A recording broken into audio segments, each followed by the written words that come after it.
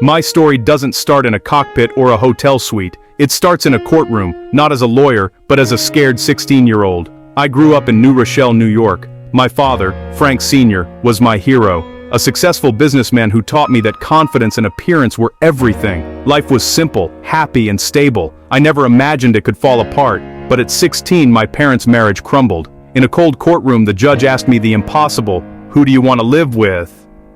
I couldn't choose. So I ran, out of the courtroom, into the streets of New York, with nothing but a few dollars and the clothes on my back. Suddenly I was alone, forced to grow up fast. No one wanted to hire a 16-year-old. I couldn't afford a place to sleep. I realized I couldn't survive as Frank Abagnale Jr., runaway teenager. I had to become someone else. My first con was simple. I changed the date on my driver's license to make myself 10 years older. Suddenly, I was 26. That small lie opened doors.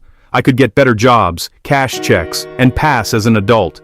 It was my first taste of reinvention and the power of perception. People believe what they see. That lesson became the foundation for everything that followed. I didn't set out to be a criminal. I was desperate. Reinvention became my survival. The world didn't see a scared kid. They saw the image I created. That's how my life of deception began. I learned quickly, if you look the part, people rarely question you. That simple truth would change my life forever. And it all started the day my world fell apart. In New York, I was always searching for an edge. Then I saw them, pilots, striding through a hotel lobby surrounded by flight attendants, treated like royalty. The uniform was a key. It commanded respect, trust, and privilege. I realized, if I could look like a pilot, my problems would disappear. Pilots traveled the world, stayed in the best hotels, and no one questioned them. The idea was intoxicating. The uniform was a suit of armor. Who would suspect a Pan Am pilot of being a teenage runaway? I decided I wouldn't just pretend to be older. I'd become First Officer Frank Williams, Pan Am pilot. It was audacious, maybe insane. I knew nothing about aviation, but desperation and youthful arrogance pushed me forward. I didn't see the risks, just the freedom and glamour. I was ready to trade my lonely life for the high-flying world of an imposter. The uniform would be my ticket. I was determined to make it real. The plan was set. I would become the pilot everyone trusted, and no one would ever suspect the truth. How does a teenager convince Pan Am he's a pilot? I had to build the illusion from scratch. First, the uniform. I called Pan Am, claimed my uniform was lost, and offered to pay cash for a replacement. With a fake employee number, I got measured at the supplier, and walked out weeks later with a real Pan Am uniform. Next, I needed a pilot's license and an employee ID. I interviewed a real pilot for a school project, memorized his license, and had a print shop make a convincing replica. For the ID, I posed as a co-pilot needing a replacement at the 3M office. In uniform, no one questioned me. They took my photo, made the card, and handed it over. Now I had the uniform, license, and ID, the holy trinity of my disguise. I looked in the mirror and saw a pilot. I wasn't Frank Abagnale Jr. anymore. I was Frank Williams, ready to fly. The transformation was complete. Every detail mattered. I was about to step into a world that would never see me coming. The perfect imposter was born.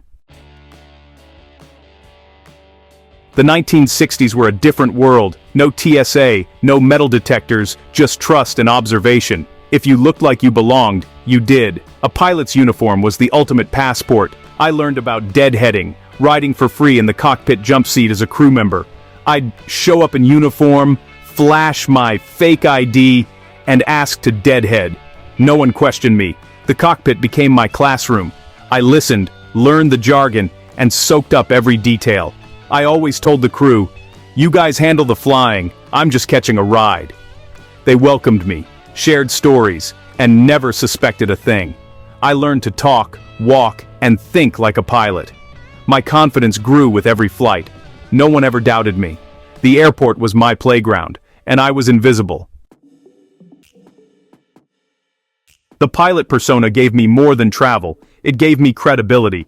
As a Pan Am pilot, I could cash checks anywhere. The uniform lowered every guard. I started simple, then learned to print my own payroll checks that looked just like Pan Am's. I deadheaded on over 250 flights covering 1 million miles.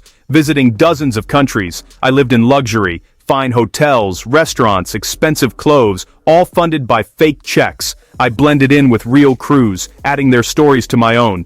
The line between my act and reality blurred. I became a master forger, always one step ahead. I'd print blank checks, add my account number, and cash them before banks caught on. The thrill was addictive, but the stress was constant. I was always moving, always looking over my shoulder. It was a high-stakes game of cat and mouse, and for a while, I was winning. Success wasn't just about documents, it was about performance. I studied aviation, memorized jargon, and learned to sprinkle technical terms into conversation. Confidence was my weapon. If you act like you belong, people believe you do. I walked with purpose, carried a flight bag, and even smoked the right brand of cigarettes. Every detail reinforced the illusion. When tested, I'd turn questions back on real pilots, letting them talk while I listened. People love to share what they know. I used that to my advantage. The act extended to hotels and restaurants.